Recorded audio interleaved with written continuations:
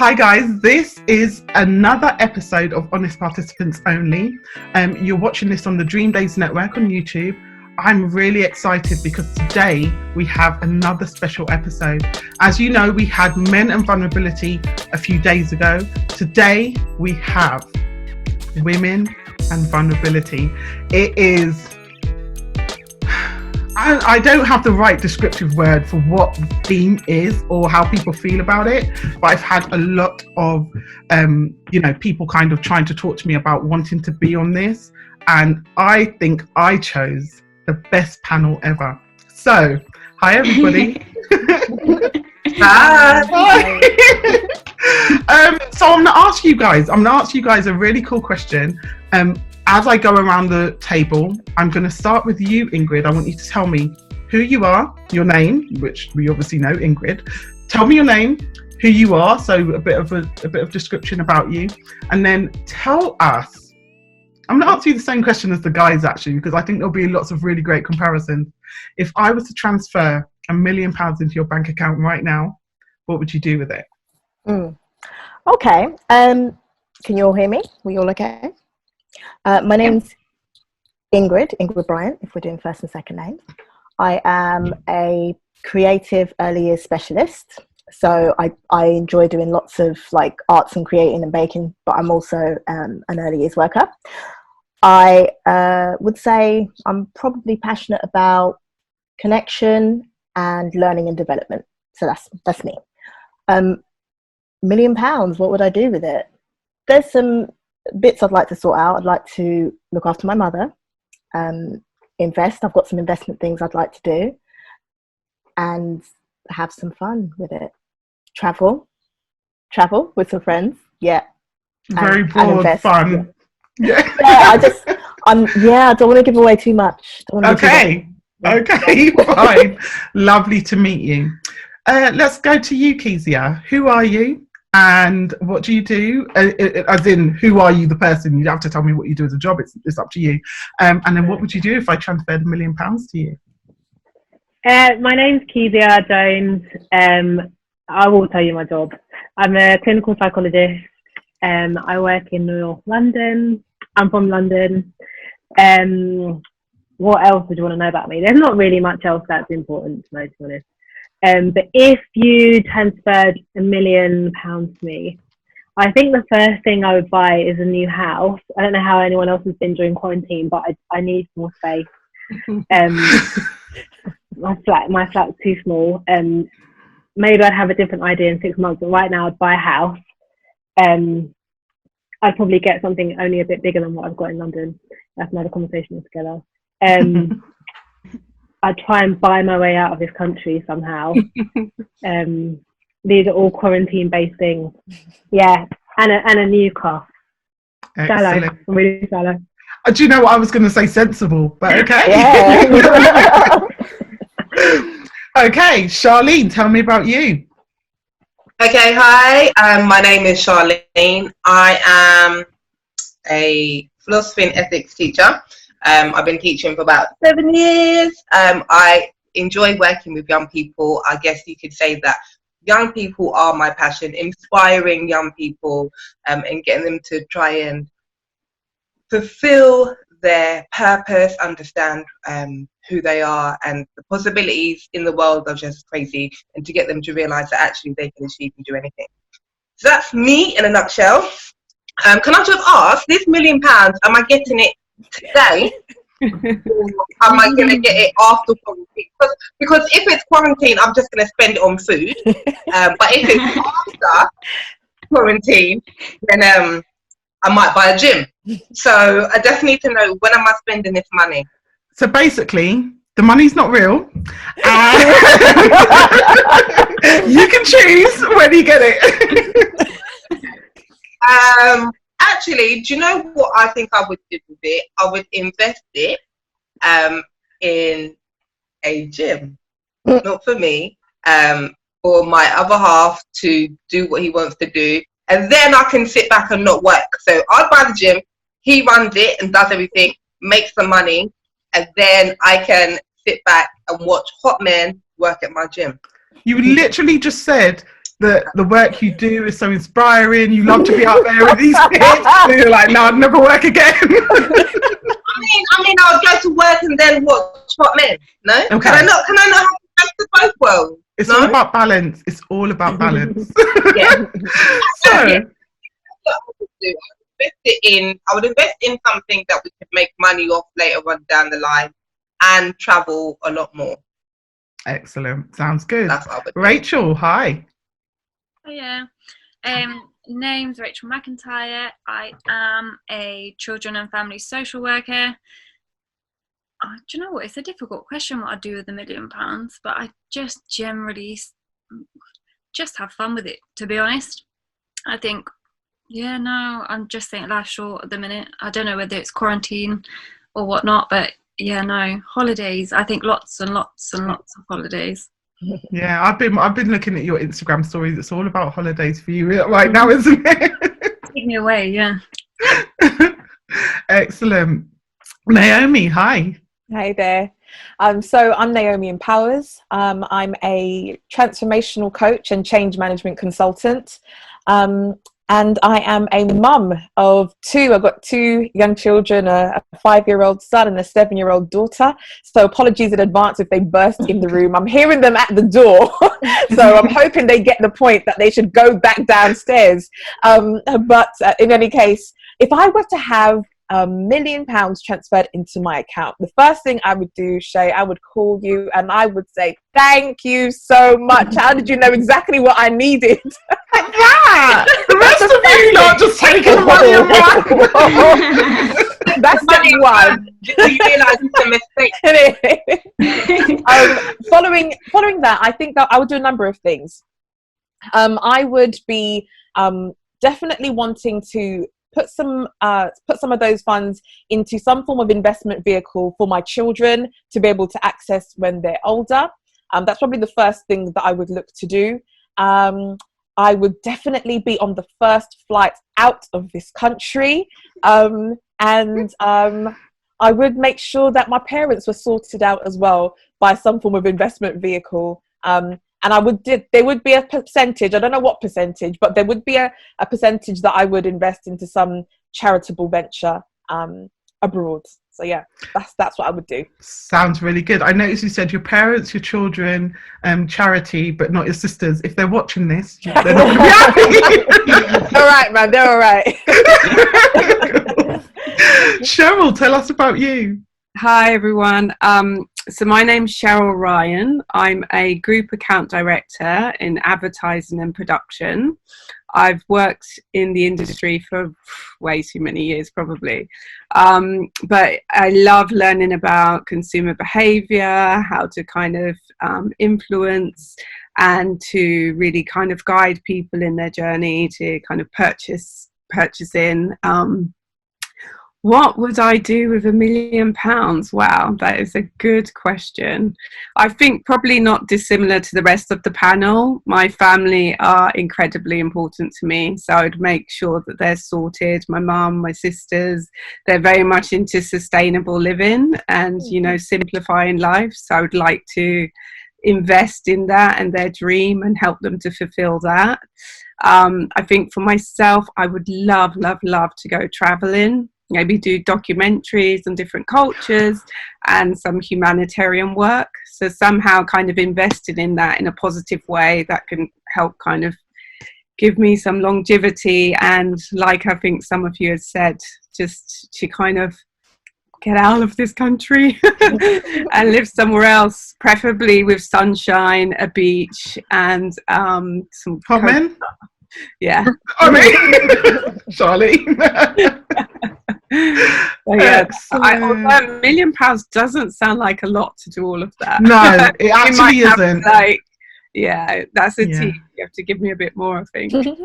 Yeah, and that's why I'm thinking that I'm not going to transfer you guys the money because actually it's not that much and it wouldn't do you any good, so I may as well just keep it. Charlotte, hiya. Hiya, so I'm Charlotte Eccleston. I work in management for a retail company. Outside of work, I have a real passion surrounding mental health in men and women, which links to what I would do with if Shae gave me some money. I would invest some of that into some kind of mental health business scheme. I would also buy myself a little house out the way somewhere. But yeah, definitely a business venture. I have a passion for my job with business and sales and things like that, and I would try and link that into mental health if we could. So yeah. Excellent. So I'm so glad to welcome you guys. I'm also very, very glad to hear that you guys would do something really sensible with the money, and that actually some of you would do something fun, because it's all about balance. In truth, it's all about balance, isn't it? Today we're going to be talking about women and vulnerability. Now, it's a very broad subject. I did give you guys some kind of homework and some questions for guidelines that, you know, to kind of think about, but we're not necessarily going to stick to them, because this is the kind of conversation that people have and it triggers something else and we end up down another path, all of which, all of those things are very, very important. So we're just going to see where it goes. You don't have to answer every single question. There are going to be times when I maybe call up on you, or times when you don't answer that particular question because you don't have a perspective on it, or you're just so blown away by what I'm saying or the other ladies that you just you just don't have anything to add because I've said it all. But let me kick you off. Really simple question, but really broad question, and this is to anybody. What do you think the role of the woman is in society?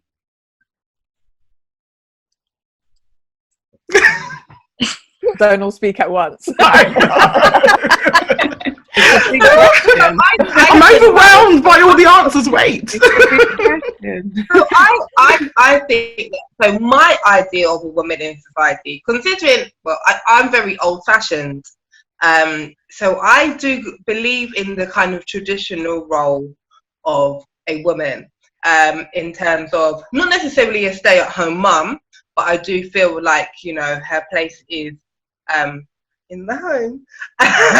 You know, I don't think that women have smaller feet so they can get nearer the sink. I'm not that kind of extremist, but I do believe that actually her place is homemaking. So whether that be you have your own family or not, I do think that kind of loving thing that women do really well, whether that be their family, someone else's family, working in society, just showing love and caring. I'm going to stick with that question. So, like, what we think women are in society, but I'm going to ask you an additional question, Charlene. And the question is, where do you think that value in you comes from? Why do you think that? I think it comes from growing up in a religious household, and having a look at what I say the virtuous woman should be like. And I do think that there are roles, and that doesn't mean that, you know, they can't interchange, and it doesn't mean that everybody is not equal, but I think in order for things to work in society, that there should be roles, because otherwise everybody's a bull in a china shop and everyone's trying to go and get the same thing. So I do kind of think that that's where the idea comes from. And I'm not saying it's a hierarchy. Like, don't get it twisted. Don't come to me, feminists. I'm not saying that at all. But I'm saying that I think everybody has a role to play, a part to play. It doesn't mean that they can't. What's the word I'm looking for? I don't know, but your hands look great. But yeah, that's personally just what I think. Yeah. Anyone else? So I've been brought up. Oh, sorry, you go. No, go for it. So I've been brought up in a really close family, in terms of like morals, and we're all very close. So from that, it's a bit contrasting, really. I've been brought up to be really independent, and I now support myself, and I've been brought up to just follow whatever I believe. Whatever I want to do, whoever I want to be that person and do those things. So I believe as a woman, you should just do whatever pleases you, and be independent. And I wouldn't like to think that I've ever had to rely on someone for anything. And I believe that's quite a strong trait of a woman, to be able to be like that. Wonderful. Anyone else? Ingrid, I see you nodding. I don't think there is one role for a woman in society. I think that these days a woman can be whatever she wants to be. She can be a stay-at-home mum. She can be the woman that goes out and conquers the business world. She can be a bit of both. I think it's a woman's role to fulfill her potential and be her happier self, and that can look different to many people. So yeah, I don't think there is one sort of picture of a role. Yeah, absolutely. I don't think that we need to constrain ourselves to say that we fit one particular model of what a woman should be. And I think that's the beauty of this day and age, the fact that we can fit our own mold. I do think, and I want to say something quite profound here, that I do believe that women are the backbone of society. I mean, 100%. The fact that we could be nurturers, we could switch that on, we can be, great, mothers, we can be scientists, we could be teachers, we could be, chefs. I mean, at the end of the day, we've got so many talents that can be brought and switched on and brought to fruition. And, not to say that men haven't got their own talents, but I think... they've got some, not really. I think, for me, women represent much more a dynamic offering and what we can kind of bring to society. And some of that is, just founded in the fact that we love to look after people, we love to care for people, and, that's just something that comes very naturally, I think, to women. Okay, that's really interesting, and I think it was profound. What you said was really, really profound. Do you think that on an individual level now, do you think that applies to everybody? What I mean by that is when we're talking about women in the collective, so women on a whole can be anything they want to be. They can be homemakers, they can be, queens on top of the highest mountains, whatever it is. But when it comes down to every single woman and their characteristics, their personalities and their own, what they're capable of, do you think every woman is capable of everything you've just said? Well, I think you go on a journey through life. So I don't think at any one time I've been all of those things. But say for now, I'm a mother now, and I feel like I'm a very different person now than I was in my teens, and very different person than I was when I was growing my career and I was very career focused. So yes, maybe not all at one time, or maybe all of everything, but there's definitely a journey that we go on in life, and we can kind of tap into or be any of those things, I guess. Everyone's nodding. Yeah. Okay, let me ask you guys this then. We are always seen in comparison to our opposite gender. So man and woman, cat and dog. Like there's always a counterpart that you were seen against. What do you think men see women as in society? Emotional. Yeah. Emotional, inferior. Sex I don't object. think that's men's fault though. Oh, that's interesting. You don't think it's men's fault? Who is there fault to be had? I do think there's fault to be had. I think there's collective blame rather than individual blame. But I think the way society is set up, the structure of society, if men are benefiting, they're less likely to allow women to be equal to them, because it means they have to give up some of their power. It's not necessarily their fault. When you're in a position of privilege, it's hard to let go of that privilege because you're living your best life, essentially. I don't think it's men's fault, but I do think men probably see women as inferior. Women see women as inferior too, not all, but some women see women as inferior too. I don't think anyone's to blame. I think it's culture.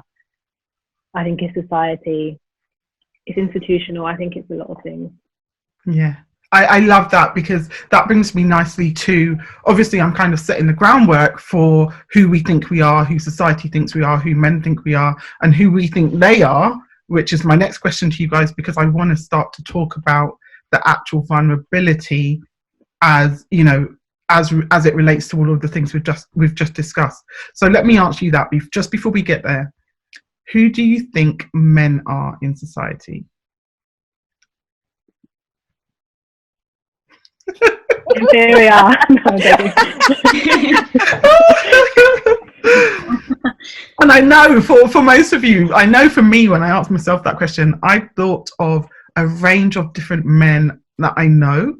And it's like, oh, well, I think this thing. Oh no, but when I think of this person, I think this thing, and it kind of changes. But if there's one kind of characteristic I think runs through all of the men I know, it is that there is a reluctance to be vulnerable. So they do understand that society says they're meant to be the stronger sex and we're meant to be the fairer sex. Even if they don't, even if they even if they challenge it, and even if they're really good at vulnerability and they accept that, actually, no, it's not my role. They understand that society views them in this position, and so they go out of their way to challenge it or whatever. But that's just one thing I can think of when I think about who I think men are in society. What do you guys think? I think that comes from, sorry. No, go on, sorry. I think that comes from like hunter-gatherer days, you know, like me, woman, you, man, you go out, you kill the lion, you bring it back, you cook it. So there is that kind of mentality that is what a man is supposed to be. A man is the provider. A man is the big I am, the beat my chest, Tarzan me thing. Yeah, I think my opinion is not too far off from Charlene's at all. If I were to be thinking about, I guess, maybe who men are in society, whether that be stereotypically or otherwise, I definitely think of the words protector and provider. I recognize also that is probably shaped a lot through my own experience and looking at my dad. So I guess I can't help but to look at my dad, or from an early stage, to be able to have the image of my dad as my benchmark of what a man is. And you know, I remember having a conversation, actually, Shae, with a mutual friend of ours as to why that can be sometimes problematic. Because it was Paul, actually. And I was just going to say, Paul was on my men's panel the other day. And I started smiling when you started speaking, because so much of this literally links to what you're speaking about. Yeah, no, go for it. Well, you know, I remember he said to me, and this was more talking about when it comes to relationships. He said that he feels that I will get myself into problems, or may end up looking at a lot of men as inadequate if I'm measuring them against my dad. Because, you know, we were having the discussion that maybe that caliber of man may not be as prevalent in society anymore. So, you know, I grew up in a home where my mum didn't have to work. She gave up her job as a lecturer, maybe 20, almost 30 years ago, to first of all, to homeschool us, to then start her own school and what have you. And for years, it wasn't making any money, but that wasn't a problem. My dad, that's how I view my dad. He was the protector. He was the provider. You know, when we were younger, boys didn't want to mess with me because I'm afraid of your dad. So, you know, it's always that type of, you know, he's a big guy, big, deep voice. So I think I can't help but view men like that you're supposed to be the protector. You're supposed to be the provider. Yes, I can do some of these things for myself, and I do. You know, I provide for my children, I protect my children, but there is also that desire or longing maybe to or to welcome the idea of a man to play that role. Yeah, this is really interesting for me, because I totally understand what you're saying and how that feeds into what we subconsciously want for ourselves, and also how we view men in society. For me, I grew up knowing, not even believing, but knowing that my mum was my mum and my dad, right? So that also coloured my view of, number one, men, but not generally. I didn't walk around going, oh, all men are like the dad I didn't know. It was much more that it just kind of, I had a better or a stronger reliance on my mum, or I understood that women could do it all and when they had to. So it wasn't about whether or not I believed, because I grew up in church as well, so I saw strong men, what we believe to be, but we also know that what we look like on the outside isn't necessarily what's going on behind closed doors or whatever. I think what also shapes our thinking, and this is building off something someone said earlier, is the fact that there is still this big inequality gap. So, when we look at men, I mean, I chair the Diversity and Inclusion Council at my workplace, and we kind of look, and you still see very obvious gaps between, women being successful, women being promoted, our kind of whole board are middle-aged, white male.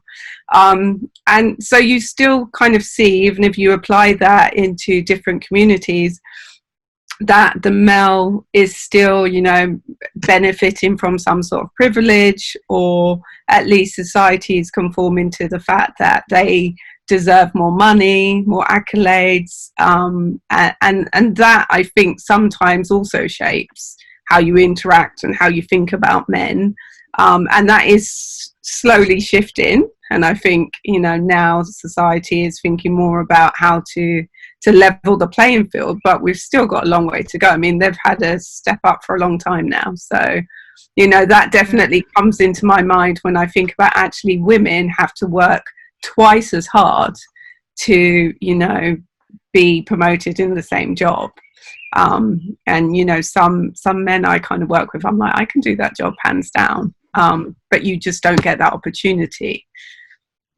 That brings me nicely on to something I wanted to discuss. So as you guys will know, unless you've been living under a rock, in the last few years Hollywood has been through, and as an extension of Hollywood, the world has been through the Me Too movement, which is all about women who were, I was going to say, it was not even necessarily around abuse, was it? It's much more about men who use their power over women. And it was definitely a male-female thing. And I wanted to ask you guys about some of the backlash that comes from that is, well, what about men who have been maligned for whatever reason, or the same, it's almost the same as the All Lives Matter. So with the Black Lives Matter movement, and there are people who are saying All Lives Matter. How do you guys feel about finally women's voices being heard, and then people saying, well, no, all voices should be heard on this, Me Too for everybody? I see it the same way, exactly the same analogy or the parallel that you drew with the Black Lives Matter versus All Lives Matter. I see it in the exact same way. It's completely inappropriate, completely disrespectful, and completely undermines what the original movement is about.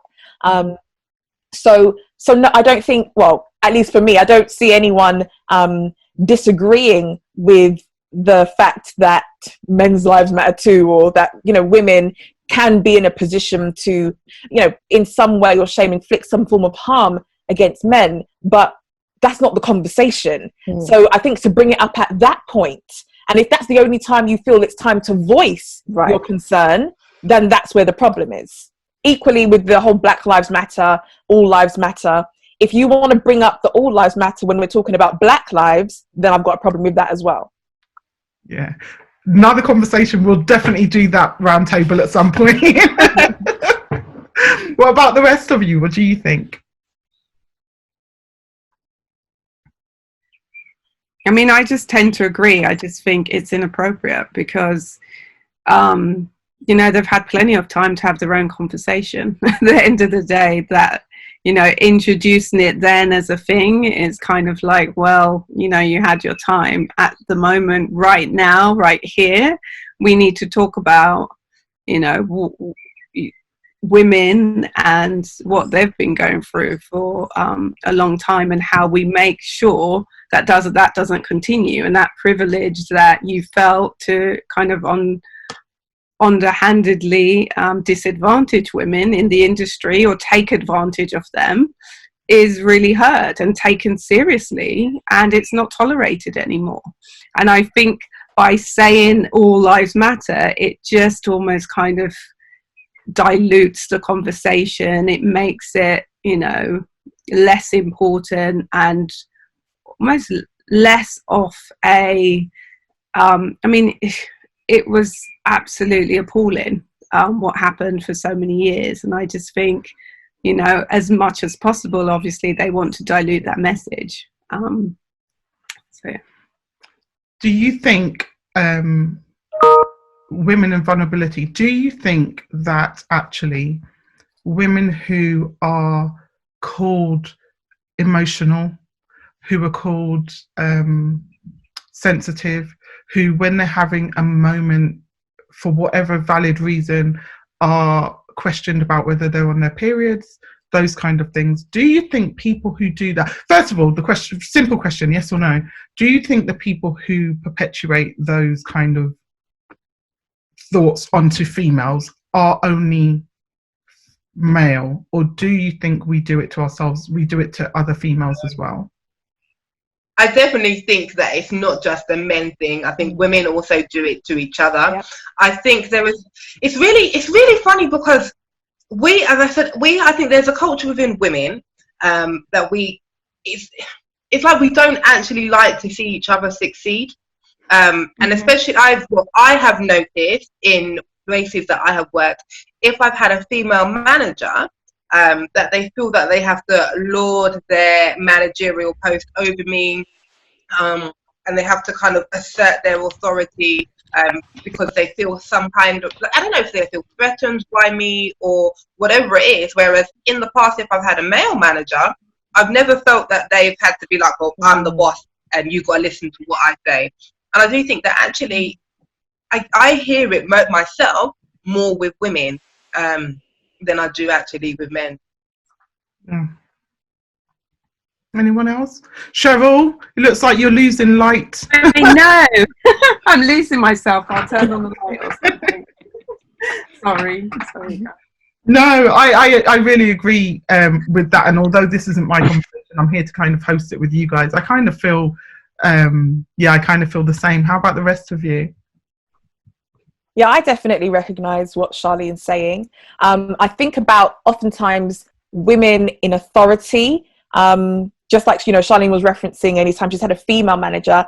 I remember being told once that I was going to have a female manager and my heart sank because I expected the same type of treatment that Charlene described. Surprisingly, that wasn't the experience at all. And I was genuinely shocked by it, but I did expect that that kind of domineering type of, I'm up here, you're down there, know your place. I did expect that. And slightly different, but I also see it oftentimes in female police officers as well. The same if I get stopped, I like to drive and I often drive a bit too fast, yeah. And any time in the past I've been stopped, if I get stopped by a man, I'm thinking, all right, phew, it's going to be all right. If there is a woman in the vehicle as well, I'm thinking, oh no.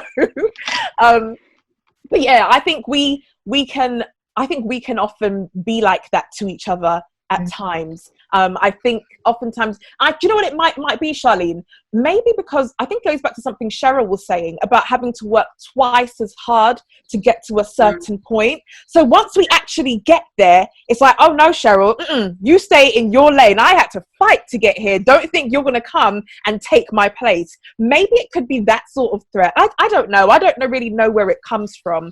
But I definitely think that we can really perpetuate that sort of narrative.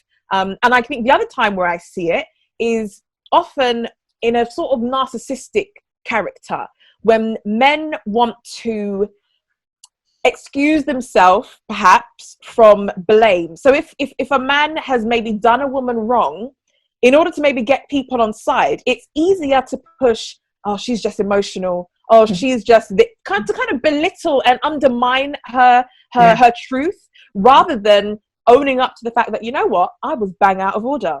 There you go. So those are the times when really I've seen it. And outside of that, I don't often see it from men, if I'm honest, or I don't experience it from men. Okay, It is so actually I more will say women. this, and I apologise everyone because you don't all know Naomi. I think you don't really see it from men because they wouldn't dare. But Well. what I will say is, I think I would say that it comes from I have definitely experienced it more from women, and I would also say that within, I would say, our age group. Yes, I'm putting you in my age group, Shae. That there is now a new culture that has been kind of formed of young women to be like, I see you, girl, well done, and like now we are definitely becoming cheerleaders for each other. But I would think in the older generation, so like my mum's generation, there was never a celebration of success as a woman. You know, you work hard, you do it. Okay, why do I need to pat you on the back? This is what you should be doing. So I definitely think that I see it more with the older generation of women that, okay, well, this is the position I'm in and I'm going to lord it over you. Where I'd say that the younger ones are more like, yeah, you go, girl. So that's definitely shifting now. And it's really interesting. I would say that I've experienced it more with women. I've experienced it once with a male colleague who basically told me that he likes 2 sugars in his tea. And I was like, I just said to him, I'm sorry, you I don't see a ring on my finger. You must think you're talking to your wife, but I'm not her. But do you think also people are just uncomfortable with it? Well, yeah, I was going to say that. I think you said like the older generations were struggling with it. Maybe they're not used to it. It wasn't the norm for women to be on top. It's not normal to be in that position of power. So you get there and you're like, okay, I know how to do my job, but actually how do I deal with people being above them and doing this? It is a whole sort of different, oh my goodness, what are my words? Perspective to manage? I don't know. Help me out here, guys. Rachel? I think that's not a good set of words. I also think, though, as an extension of that, I think, and the point you brought up, Charlene, was brilliant in terms of talking about the disparity between the older and the younger than older, because it's a whole big range in between that. I think the older, and I don't know where that age stops, because actually my mum's only just turned the age she's turned. If I say it, she'll kill me. But my mum's only just turned the age she's turned. And I feel like she displays 50% of both.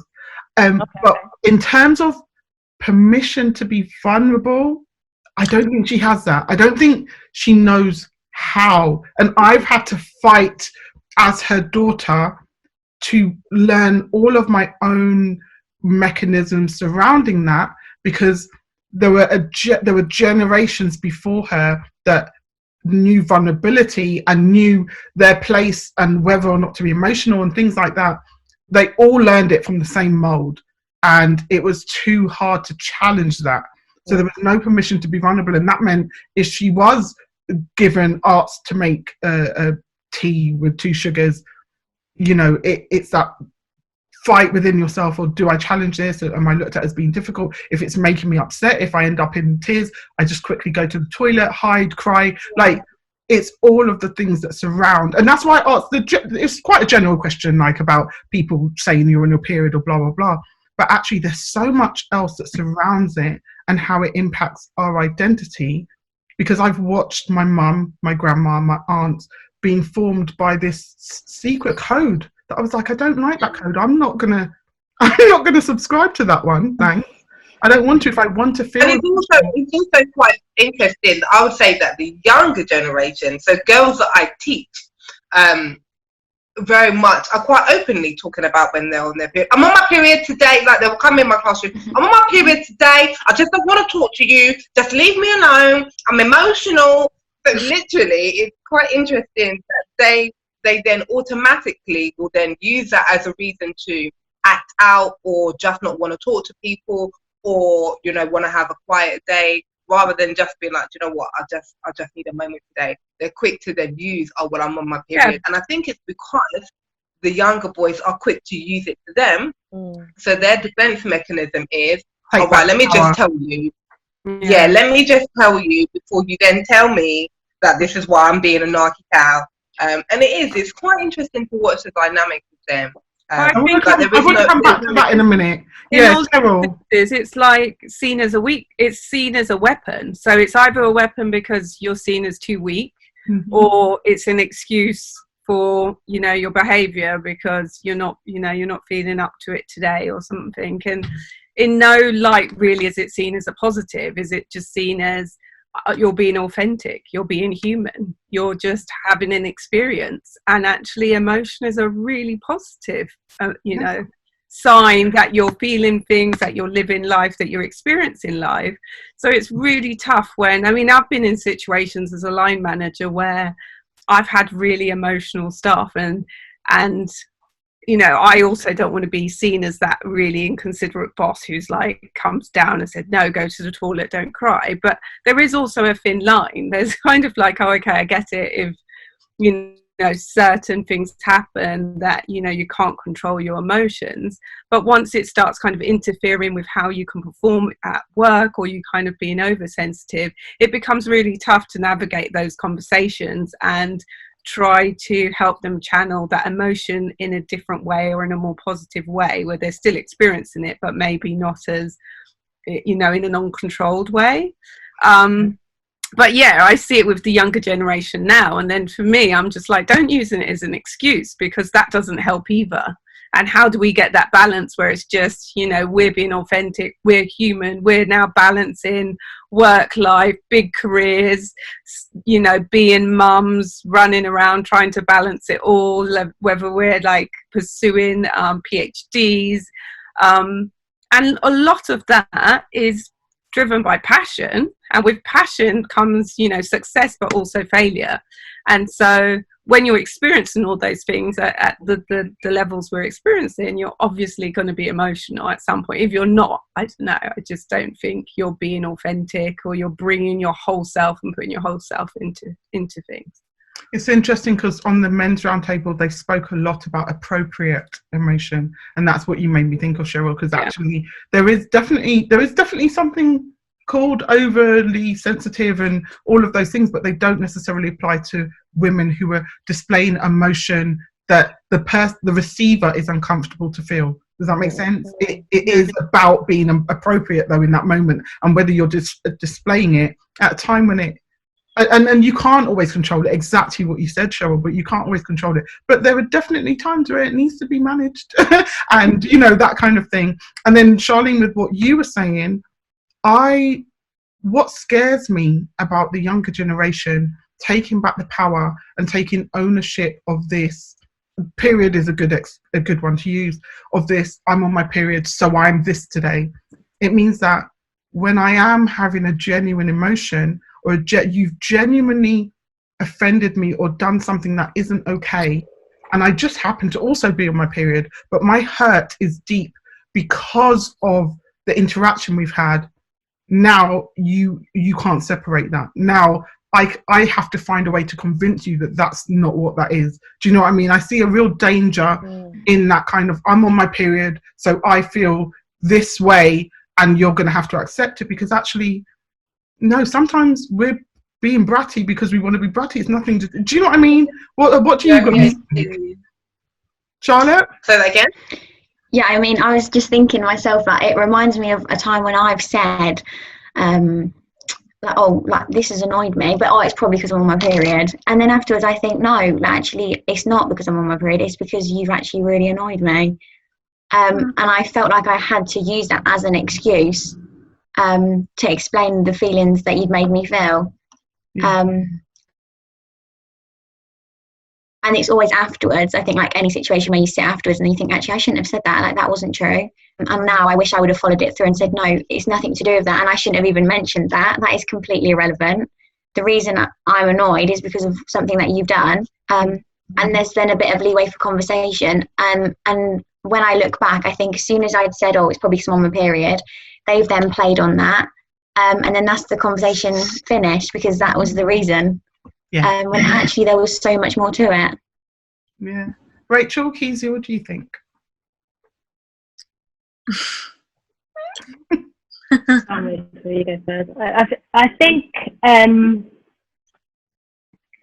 guess, I agree with bits of what everyone's said.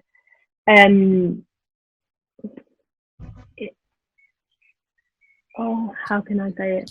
I think it's good for everyone to have, how can I say, if you are on your period, for instance, I'm going to use that example, and being aware that actually you might be more sensitive around the time of your period. There's a reality.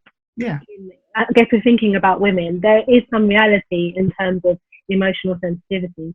We are more prone to being more emotional around the times of our menstrual cycle, and that's actually out of our control. Mm-hmm. I think where it intersects with the vulnerability is when you allow someone or people or society or whatever to attack you on the basis of that, rather than accepting that. I can't remember who said that, it might have been Cheryl, that that's actually just the reality of an emotional life, and your emotions will vary from time to time. And actually, if it's the case that you are going to be more sensitive around certain things, in reaction to certain things, well then how are you going to be able to manage that? And actually, like all human experiences, you're not always going to be able to manage it. I think historically there hasn't been much understanding about how emotions work. So maybe in generations before us, women might have had to suppress some of their emotions, because actually we didn't have the understanding that you can still be competent and be emotional at the same time. As time's gone on, actually you can be on your period and feel emotionally unstable but still do a really good job.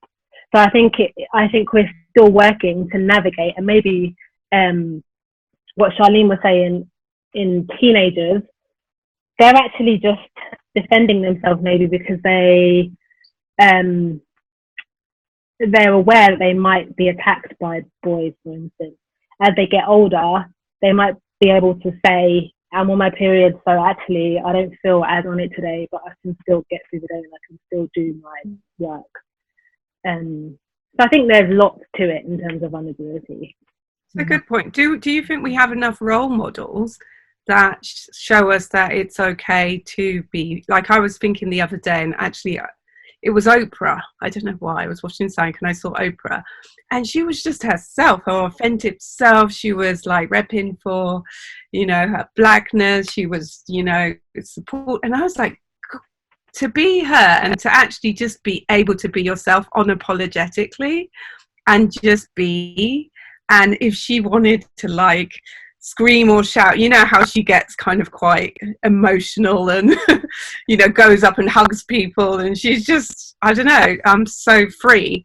But I almost feel like society tells us we can only do that when you get to a certain point, to give you, that gives you permission then to be able to express whatever you want whenever you want. But it's actually, I've already proven myself. And then you can be vulnerable. I mean, you can have the confidence to do that without, I don't know, and maybe part of it as well is our perception of how people see us.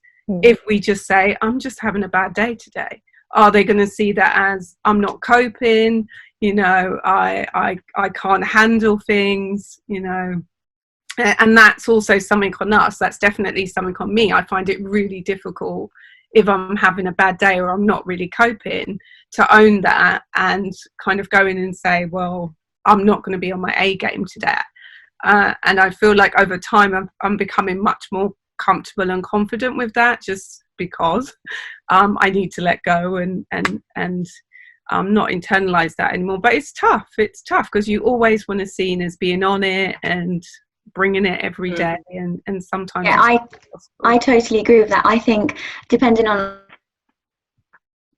whatever emotion I'm personally feeling, I've always come up with like an answer and a reason for that before I even need to. Like even if I'm, like you said, feeling really happy, I almost feel like I have to be able to say that reason as to why I am feeling that way. And it shouldn't be like that. If you're feeling an emotion, you should be able to feel that emotion regardless of whatever it may be anyway. And the same with feeling like, oh, today I'm not really that into this. It's just one of those things that you should be able to say, oh, today I'm just feeling a little bit under the weather, or I'm not as on it today. before having to even think of why that may be. And I think I personally know as well that if I'm at work and I'm not feeling 100%, I'd rather not tell anybody and keep it all in and just try and portray this image as, oh, it's all fine, because I don't want people to think that, oh, there's like a slight gap there of maybe weakness, or I'm not my full self, if you know what I mean. It's interesting because that brings me back to thinking about what Kezia said before, about how it's, as long as we know the reason, it's much more about what we're comfortable with and knowing ourselves and being able to attribute the feeling that we feel to the authentic thing. But when it comes to sharing it with other people or allowing other people to make judgments based on what they believe to be the cause, that's when it starts to get a bit muddy. And Charlotte, you were talking about being in work and not wanting to share that emotion. Do you think it's one of two things? It could be something else, but off the top of my head, do you think either that's because of your age? So you're the youngest on the panel and you're 20 now? But yeah, do you think it's because of your age, or do you think it's because of it's not a safe space? I mean, I can relate to both, I suppose. The age thing, within my work environment, I am again the youngest, and I'm in a role,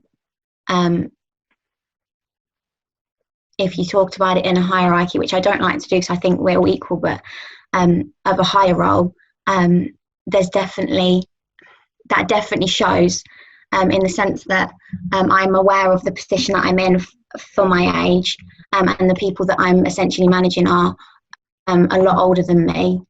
And then what was the other thing that you said, Shae? Sorry? Safe space. Yeah, 100%. Home is my safe place anyway, so as soon as I'm at work I know that this isn't my safe place, and it's not foreign ground at all, but it's not the place where I feel most comfortable, so I would definitely not show the weakness as much there as I would at home. But I think anybody is the same. I think as soon as you're at home and you're in that comfort and probably by yourself, you let your emotions show more anyway, and that's not necessarily the right thing to do. Being able to talk about your emotions in front of people is a strength. But yeah, I think then with my age and in the work that I'm in, I'm aware that I feel like I can't do that as much as other people maybe can. How about you guys? Do you feel that you have safe spaces where you choose to release that emotion, or do you find that you're an automated kind of machine that no, I show my emotions only in these situations, and outside of that I am what the people think I am, or whatever I want to project that I am? In my classroom, I like hold on, because Rachel's been looking. She's been thinking. I can see it going around the whole time. But she's been so quiet. I want to make sure. No, I know, but I would, because she's actually, as much as, I mean, again, you don't know her, guys, but she's actually a really intelligent vocal, like, honestly. So I really want to make sure she gets her voice heard. No, I just think for me, it's just, to be honest, it's just an entirely, I don't know. I think my role is very much to be neutral in terms of, obviously I'm a social worker, so it takes into account sort of women's role and man's role in terms of like raising their children. I think it's just, for me, it's a very interesting concept, because I think I'm just very much a case of, I have to be very balanced. And I just think in general, it's a conversation which I think for me triggers something as a woman in terms of maternally, like my maternal, I don't have children, but maternal instincts in terms of actually what it means to be a woman, in terms of, you know, the discrimination that women feel, but then also actually acknowledging what the discrimination that men feel. And in terms of the conversation that we've had, is very much a case of, as a woman I feel like this, and as a woman I feel like I need to prove myself in ABCD. Yeah, my role is very much, I also come from the standpoint where I advocate for the father, and actually it's a very interesting balance to be like hearing, and naturally it's one that I feel as a woman to be like, well, actually I feel like you know, patriarchy like throughout the system, and in general I have to put that aside to understanding actually what a father's role is. For me, it's very interesting, to be honest. I've been silent probably because I'm taking into account women's side of it, but naturally I am face to face with how men feel and fathers as a whole feel their role is. And actually, where as a woman I'm advocating for, because I would describe myself as a feminist, but at the same time I feel like there's a balance where I come face to face with fathers who are like, well, actually I'm in a society where women and mothers are superior. So it's very interesting. I think I've been quite quiet in terms of reflecting how women feel. It's very hard to find that balance. So yeah, no, that's probably a long-winded explanation, but it's just interesting.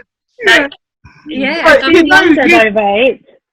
Sorry, I do wonder though, Rach, if that is an experience that you have at work, because that's you're literally so what I was coming to. Parenthood, whereby there is mothers probably are. Well, I'm thinking psychologically now, but like the first 3 years are all about mum, and mum is the primary caregiver.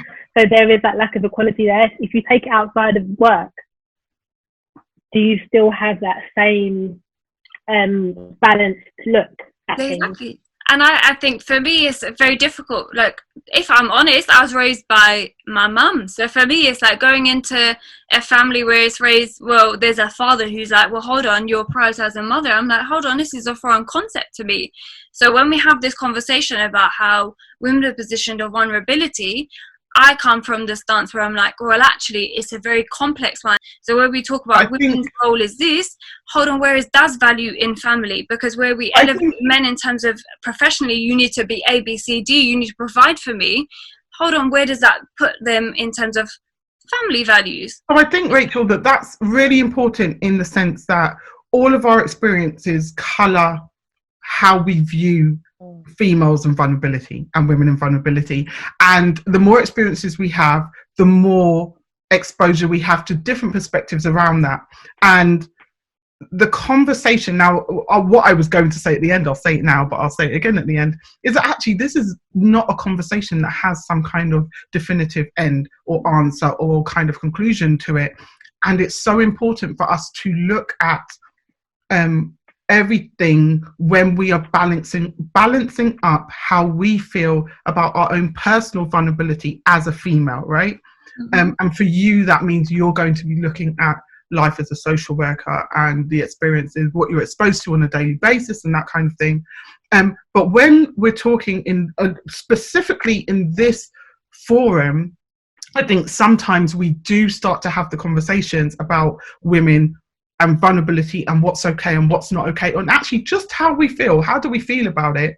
And then it can sometimes get crowded by, but what about the man? And what about the other roles? And actually, and I know what you're saying is that you see how sometimes women are maligned or whatever, but also you can see that in your industry, men also experience the same things. Absolutely get that. Absolutely makes sense. I just feel like, and this isn't even a but to what you're saying. I think it's what you said is really valuable, honestly. But in contrast, I think that our experiences, every single person's experiences and what they consume, what the content they look at, everything is going to expose them to more. And as we learn, if we choose to keep working on ourselves and if we choose to keep addressing the things that come up in our lives, we will continue to expand and be better at either displaying appropriate emotion and being there for others, because that was my next question to you guys, being there for others who are displaying emotion, because we spoke a little bit about how it feels to be told, oh, you're overly emotional because your period or blah blah blah. I wanted to then ask you guys, how does it feel when you are around someone who is showing that kind of, so someone's talking about something, someone who's not very emotional at all, let's go down that road, someone who's not very emotional at all, they're speaking about something, or you're just in conversation about a rice cooker, I looked over, I've got a box over there. You're in conversation about a rice cooker, and suddenly it triggers a memory in her about being abused or about something else, and she displays something you weren't expecting and that perhaps she wasn't expecting. How do you guys, are you an expert at reacting? Like, I'm assuming, Kezia, you probably are like, right, going into this mode right now. But generally, how do you guys react in those situations? Shae, can I say something on that? Mm-hmm. Actually, I thought it was interesting when you asked how you made it as a woman. And yes, I get we're talking about women. I'm prepared to be stoned for this, but I actually feel that men are just as emotional as women.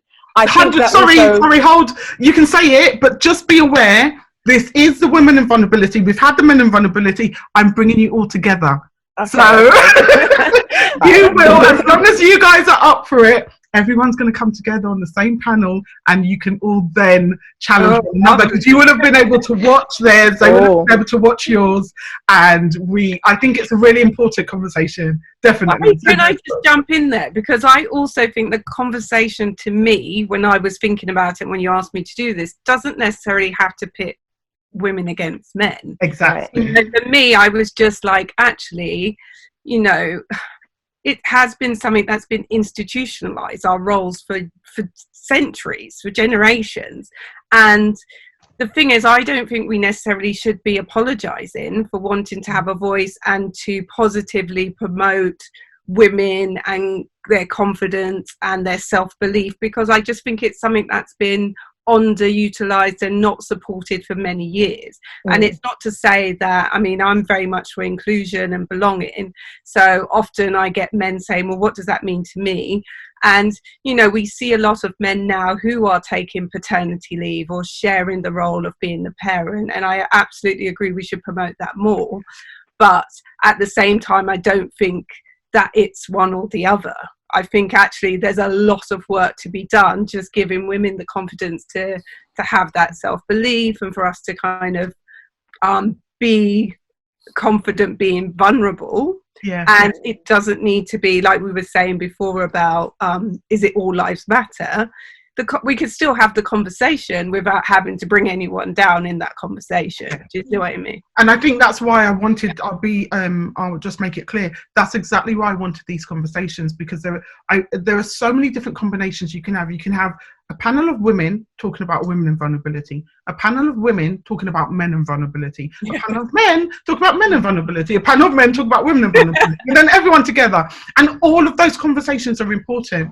But what I feel particularly about this panel, and when people watch it back, is there are going to be women who don't have voices that we have, because remember, I've chosen you all for specific reasons, because actually you guys are at a certain stage, as far as I'm aware, of comfortability with understanding your vulnerability, right, in order to be able to voice it. That's why you're on this panel.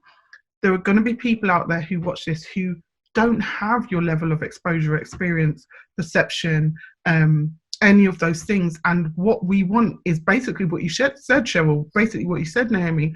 We want them to feel comfortable in a space where they start to ask themselves the questions, explore things, and kind of go, oh, okay, before they get in a room with somebody who's going to try and tell them, whether they're male or female, who's going to try and tell them that emotion is inappropriate and I'm not going to allow you to have that. Right? Yeah. So that's why these conversations are important, and why I want to keep it focused on women. I'm glad we have the men discussion, and I'm glad you brought it up, Rachel, because I don't ever want to forget that is part of the conversation. We can never have a conversation about women without a conversation about humanity, and the same with men. But to answer your question, Shae, I mean, for me, I feel very comfortable. Like if someone broke down and they had a moment, and not because of anything more than they're being real. And I think that when you have almost like an emotional breakdown, it's probably the realest self that you're bringing. You know, you're not controlling that. And in a sense, it's like just somebody being, you know, there's no mask, there's no, you know, there's no airs and graces. You know, you've kind of really let your guard down and you're showing yourself. And I think often that's when you forge bonds with people.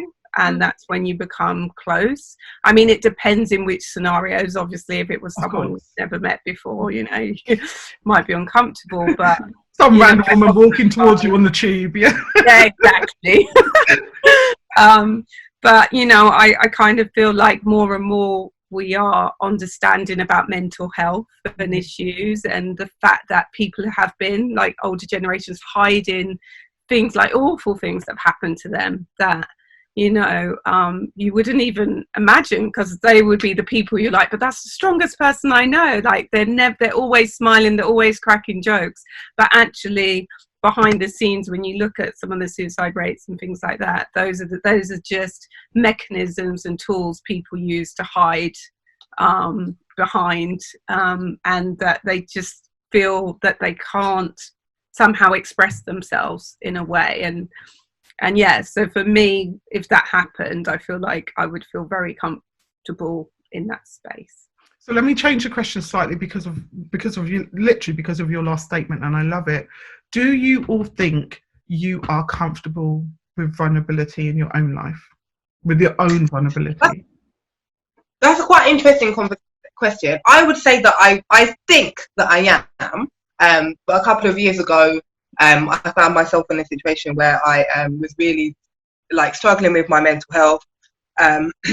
You know, I deal with my students who suffer with depression all the time, but I couldn't recognize it in myself. I couldn't recognize that the cloud was getting darker and darker, and I couldn't voice it, because when you're dealing with everybody else's problems, sometimes it's hard to actually see what's going on with you. So it took me a long time to actually recognize it. And then when I did, I remember there was one person that I went to, and I would have said at the time she was my best friend, like my closest friend. And I remember I told her that, you know, I was having suicidal thoughts, and that, you know, I was driving on the other side of the road and I'm looking at ways to end my life, and I've been to the doctors. And actually it was really hard to say it out to somebody. And I did. And I remember she was the first person that I told, that wasn't my doctor. And she was like, oh, I'm coming to see you. I'm coming to see you. I'm coming now. And I was like, well, I don't actually want you to come and see me. Like, I don't want you to fix it. I don't want you to come. I'm just telling you. And I think actually it is that kind of the female nurturer in us, that we want to go to that person. So she was like, I want to come. So I was like, okay, fine. So I remember I had a shower, because I hadn't showered for weeks at this point.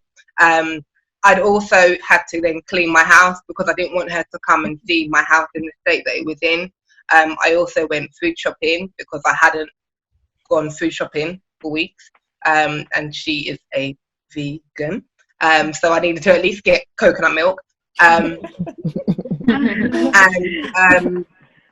she told me that she was coming. And, you know, it literally took all the strength in me to shower, to clean, to go shopping.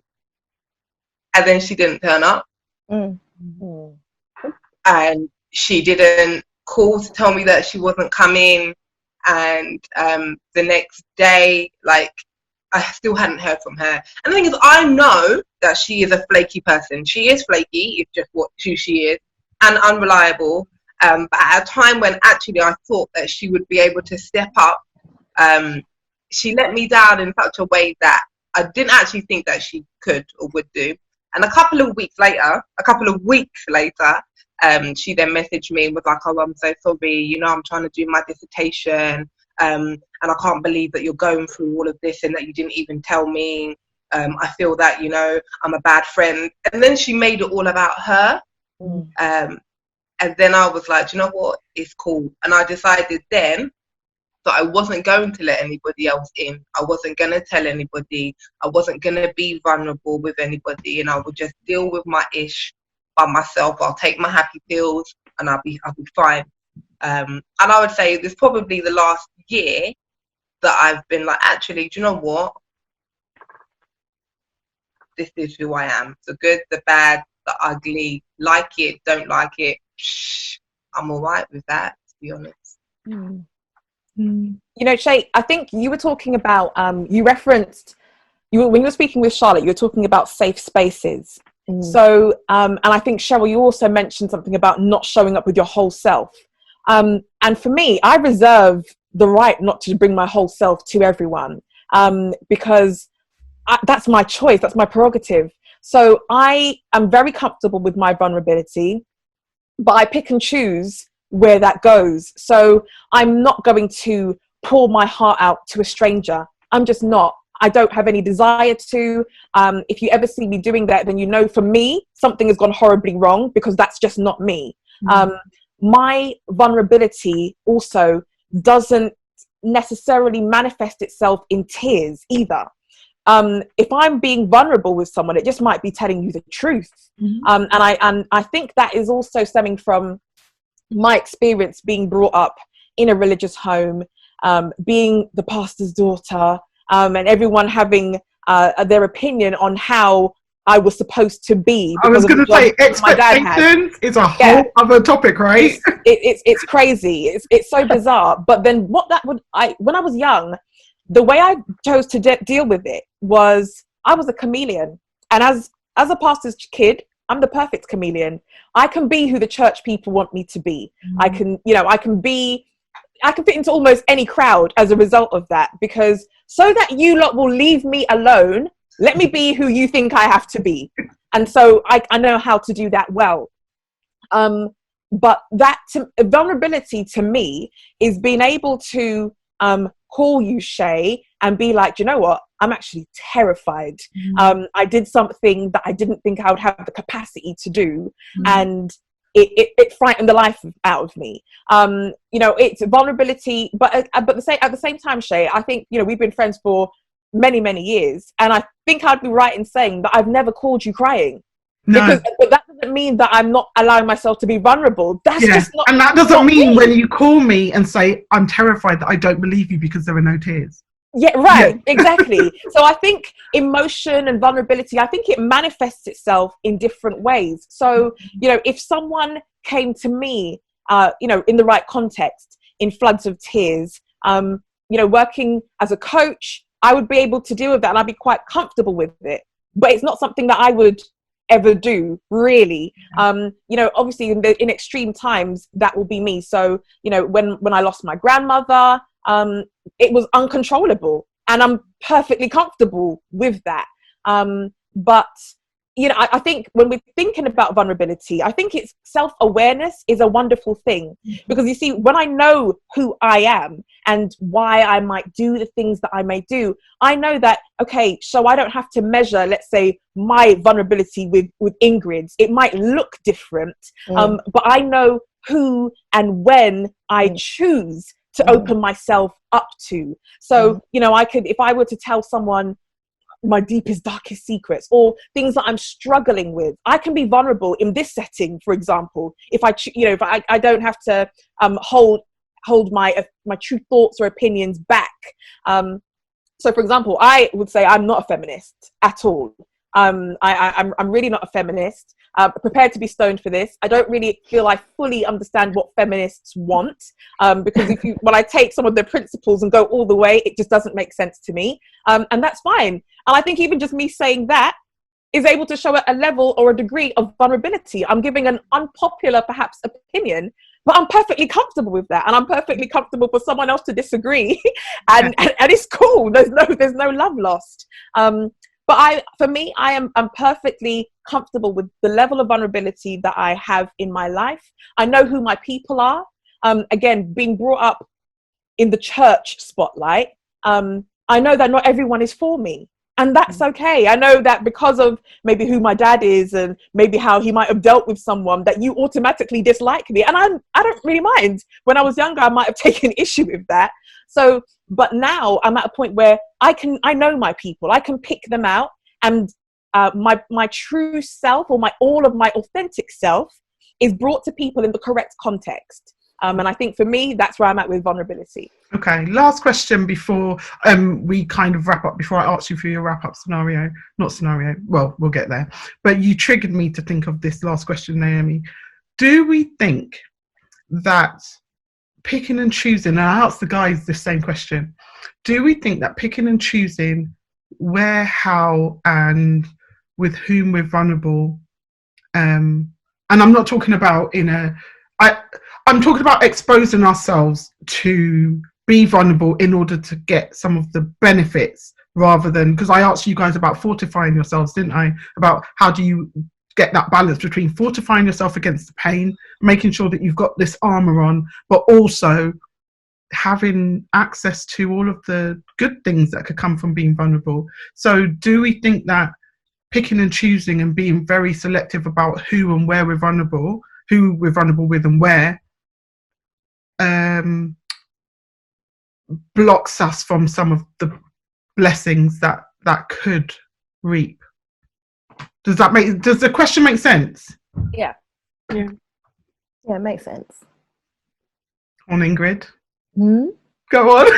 No, I was just saying it makes sense. I don't know if it blocks us, but I don't know if it's safe or wise to just be completely vulnerable all the time, everywhere, with everyone. You do need to protect yourself to a certain degree, because not everyone's got your best interest at heart.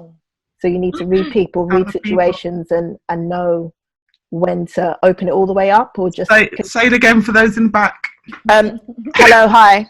Just so you know, protect yourselves. Read situations, read people, and know when to open it all the way up and be vulnerable, when to just pull it back a bit and just only give them half. Some people can't take all of it. Yeah, I'm going to read something to you guys before I ask you to just tell the people listening what you would want them to know. But before we get there, I love this. And if you saw me looking away for a period of time, it's because I was looking for this. Very early on in this conversation, somebody triggered me to remember it, and I would have been devastated if I couldn't have found it. It's so perfect for what we're talking about. So it says, our generation is so busy and I will put this up on the screen when this goes live. Our generation is so busy trying to prove that women can do everything men can do. Women are losing the unique qualities that set us apart. The God-given femininity and unique way our Creator designed us. Women weren't created to do everything a man can do. Women were created to do everything a man can't do. The lioness does not try to be a lion. She embraces her role as a lioness. She is powerful, strong, and nurturing. She does not mistake her meekness for weakness. The world needs more kind, compassionate, humble, faithful, persevering, confident, fierce, bold, pure, and tender-hearted women. Be one of them. What do you guys think? I like that. Yeah. I like that. Sure. Okay. Right. So in the same order as we introduced you, so starting with you, Ingrid, to any of the women in particular watching who are interested in the vulnerability conversation, whether it's within themselves or they want to take it to a wider audience or something, what might you say to them? I think it's an important conversation to have, definitely. I think start with the conversation with yourself. Ask yourself some questions, maybe watch some YouTube videos, spark some ideas, and really sort of explore that concept safely with yourself if you're not comfortable before you take it to others. But definitely it's necessary to explore, because I think vulnerability is portrayed as a weakness, but it's not at all a weakness. So you need to understand that, and you need to understand how to express yourself safely in a safe space, because great things happen when you open up and you can be vulnerable. Great things can happen. Love it. Okay. Yeah. What was the question again? Sorry, Shae. And what would you say to any women in particular who are watching? Any messages you want to share with them? About vulnerability? Yes. I'd say the first thing I'd say is it's normal. And if you're feeling shame about your vulnerability, that's not a good thing, and that's often what stops people from being vulnerable when they could be or want to be. And I think if it's something that you do want to explore, you might not want to explore it, it might be comfortable with exactly how you are, and I think that's fine too. But I think if it's something that you do want to change, I think the first thing psychologically to do is to think about how vulnerability plays out in your life. When you are vulnerable, when you're not, when you feel more comfortable, when you're not comfortable with it. And then from that point, thinking about, do I want things to stay the same or do I want them to change?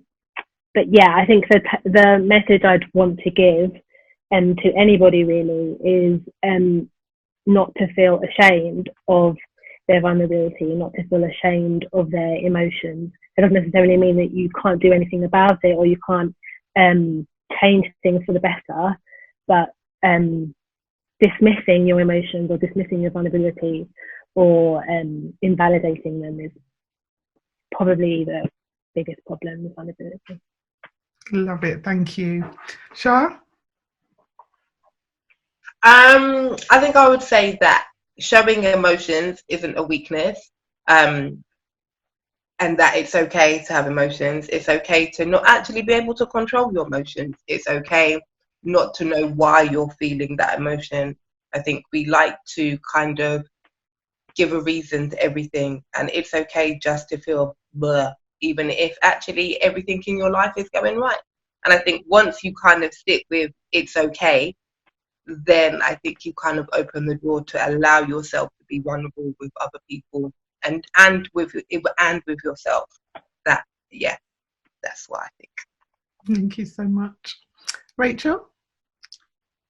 I think I want to obviously reiterate in terms of the thoughts that have been shared, but for me, in terms of vulnerability is a thing to be celebrated. And I think when you're at the stage where you feel like you are able to be vulnerable to someone, I think it's a stage where, yeah, like it's one that you should be celebrated. I do think it's one where you have to embrace it. In terms of vulnerability is your true self. Like it's, in essence, it's exposure of your experiences of who you are. And I think it's a case of coming to the point where you have an acceptance of who you are, what you've been through, and actually this is me. And actually, yeah, it's something to be celebrated. I think it's not something to be hidden. I think it's something to be embraced. It's not something to be scared of. It's not necessarily something that will necessarily work out. But at the same time, it's a case of acceptance of who you are at that point and at that time and embracing that. So for me, vulnerability is a learning curve. It's about ultimately self-acceptance, and in terms of almost a marker of where you are in your play at that time of your life with that person. So embrace it. It may not be easy, but it's worth the journey. Love it, thank you. Naomi? I think I would say to the women watching this that you may have, or you may now view vulnerability as a negative thing as a result of a past experience, something that, you know, a time maybe you've made yourself vulnerable and that was exploited, or you were abused in some way, shape or form. But to say that what happened in the past isn't necessarily an indicator of what is to come, and that some incredibly beautiful things can happen when you are vulnerable. That's not to say that it's the only available option. Yes, there are some damaged people out there who could take advantage of that. But equally, I think beautiful intimacy can be created when we give ourselves permission to be vulnerable. But if you're just starting off on that journey, I do think taking some time to develop that self-awareness and that emotional intelligence is required to also then be able to identify where your safe space is, so that you can have that liberating feeling of being able to be truly vulnerable with, even if it is just one other person, because outside of your comfort zone, I think that's where some of the most amazing things happen. Love that so much, thank you. Cheryl?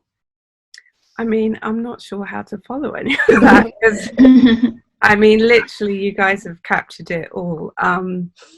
I would just say, and, you know, speaking from personal experience as well, you know, we're all on a journey. And I think, as Naomi eloquently put it before, vulnerability manifests itself in many ways. It's not always about tears and breakdowns, or and it just depends what life throws at you and what you can take. And I think self-awareness is key, self-belief, but also kind of making sure, and you know, depending on where you are in life, making sure you surround yourself with a network of friends, family, of people that you can confide in, that will support you, that will lift you up when you need to be lifted up, and that you can be your authentic, real self with.